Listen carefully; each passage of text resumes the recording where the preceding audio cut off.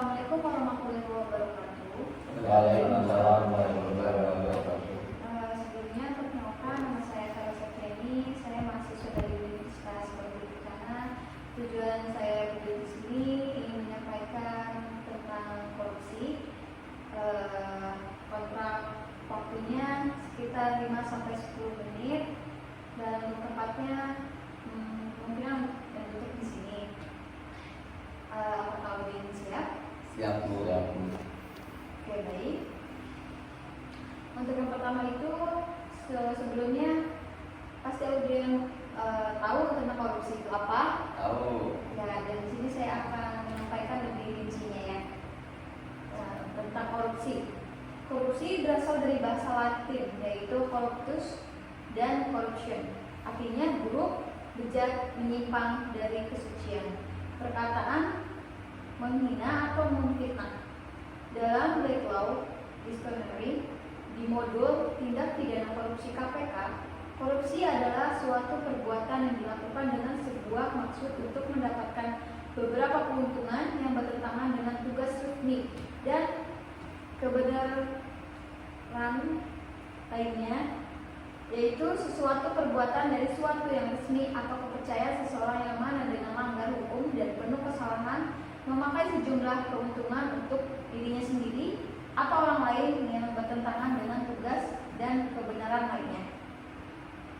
Nah, di sini ada dalam konteks kriminologi atau ilmu tentang kejahatan ada 9 tipe korupsi, yaitu pertama political bribery, yaitu termasuk kekuasaan di bidang legislatif sebagai badan pembentuk undang-undang secara politis dan tersebut dikendalikan oleh suatu kepentingan karena dana yang dikeluarkan pada masa pemilihan umum sering berkaitan dengan aktivitas perusahaan tertentu.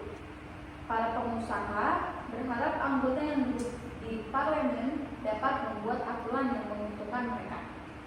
Dan yang kedua ada political kickback, yaitu kegiatan yang berkaitan dengan sistem kontrak pekerjaan dorongan antara pejabat pelaksana dan pengusaha yang memberi peluang untuk mendatangkan banyak uang bagi pihak-pihak yang bersangkutan. Di sini ada yang ketiga itu election fraud, adalah korupsi yang berkaitan langsung dengan kecurangan pemilihan umum.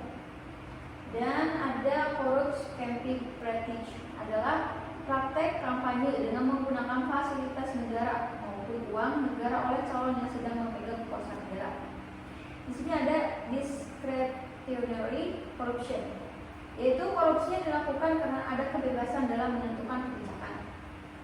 Dan selanjutnya ada illegal corruption, ialah korupsi yang dilakukan dengan mengacaukan bahasa hukum atau interpretasi hukum.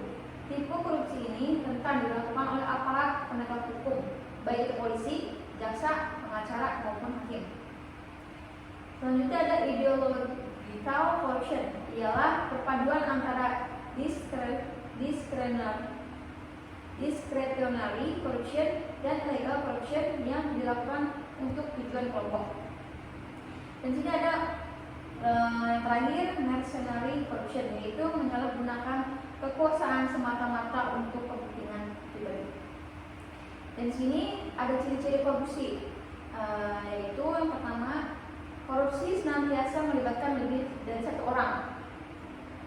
Selanjutnya, korupsi pada umumnya dilakukan secara rahasia, kecuali korupsi itu telah merajalela dan begitu dalam sehingga individu yang berkuasa dan mereka yang berada dalam lingkungannya tidak tergoda untuk menyembunyikan perbuatannya.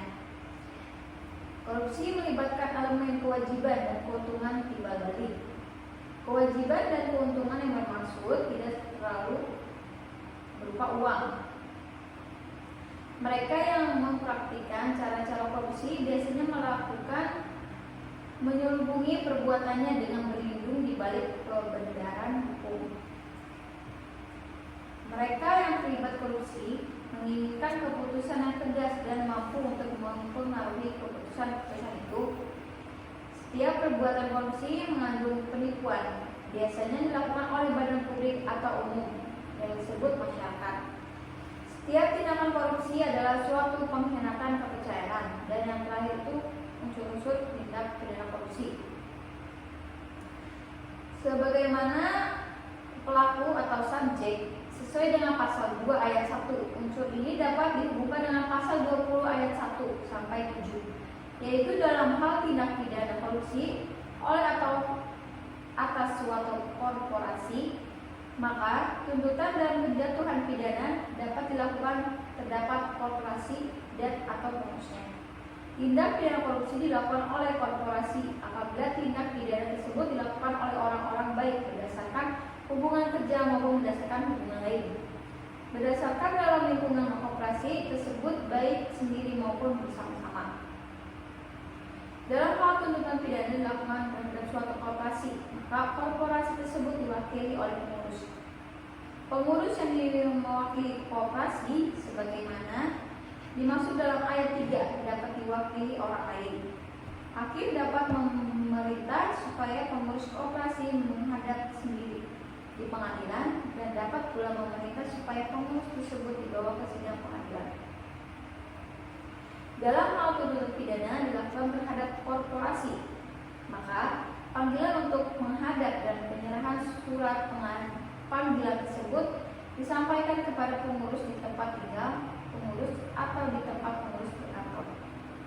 Pidana pokok yang dapat dijatuhkan terhadap korporasi hanya pidana denda dengan ketentuan maksimum pidana ditambah 1/3 melawan hukum baik formil maupun material, memperkaya diri sendiri, orang lain atau korporasi, dapat merugikan keuangan atau perekonomian negara.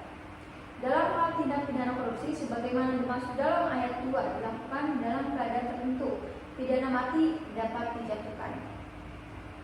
Nah, selanjutnya ada sebab-sebab terjadinya korupsi, diantaranya kurangnya gaji atau pendapatan pegawai negeri dibanding dengan kebutuhan sehari-hari yang semakin lama semakin meningkat. Yang kedua ada ketidakberesan manajemen. Selanjutnya ada modernisasi. Dan keempat, emosi, mental, dan yang terakhir itu ada gabungan beberapa faktor. Dan sebagaimana penjelasan dari SHA atas korupsi, yaitu faktor-faktornya bisa ketiadaan dan kelemahan kepemimpinan dalam posisi-posisi kunci yang mampu memberikan ilham dan mempengaruhi tingkah laku tindakan korupsi. Yang kedua ada kelemahan pengajaran-pengajaran agama dan etika. Yang ketiga, kolonialisme. Keempat, kurangnya pendidikan. Kelima, kemiskinan. Keenam, tiadanya hukuman yang keras. Ketujuh, kelangkaan lingkungan yang subur untuk perilaku anti korupsi. 8, struktur pemerintah. 9, perubahan radikal. Dan 10, keadaan masyarakat. Sekian penjelasan dari saya. Kurang lebihnya mohon maaf. Wassalamualaikum warahmatullahi wabarakatuh.